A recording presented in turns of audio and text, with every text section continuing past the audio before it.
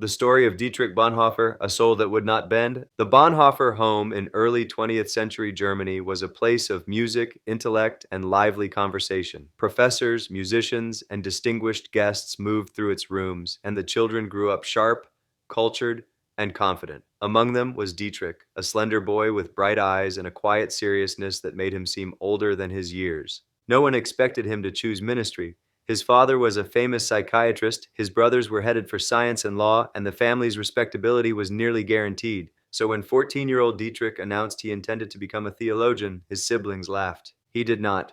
"I shall become a pastor," he said simply, with a certainty that silenced the room, standing in a storm. As Dietrich grew into a young pastor and scholar, dark clouds gathered over Germany. A charismatic political figure, Adolf Hitler, was rising fast, promising glory and unity. Crowds cheered. The nation swelled with pride. But Bonhoeffer saw the poison underneath. With the clarity of a prophet, he preached that Hitler's movement demanded loyalty that belonged only to Christ. Many pastors shrugged or stayed quiet, hoping the storm would pass. Bonhoeffer stepped into the wind. He helped rally believers into the confessing church, insisting that Christ alone ruled the church. No other Lord, no other voice, he proclaimed from pulpits and podiums, even as the Nazi regime glared back. A door of escape and a return. In 1939, as the world trembled on the edge of war, friends arranged a way out for him. They sent him to America, urging him to remain, to stay alive, to wait for the war's end.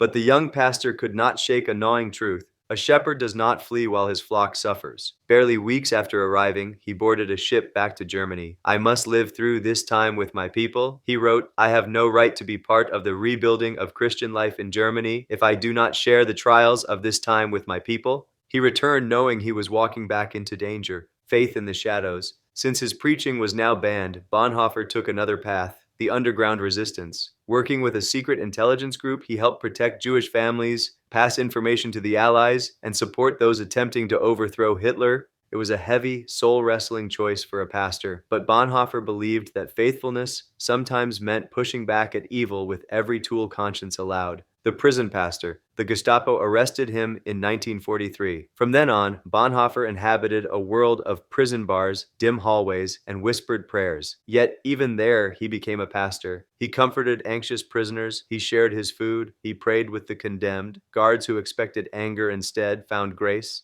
Prisoners who were hopeless discovered quiet courage in his presence. He wrote from his cell words that would later inspire millions. Among them, "When Christ calls a man, he bids him come and die. A calm face in the shadow of death." On April 9th, 1945, in the concentration camp of Flossenburg, Bonhoeffer was ordered to dress quickly. The guards led him to a small courtyard. He knew what it meant. A fellow prisoner saw him pray one last time, calmly, simply, as a man speaking with a trusted friend. A camp doctor who witnessed his death later said, "I have never seen a man die with so much quiet devotion to God."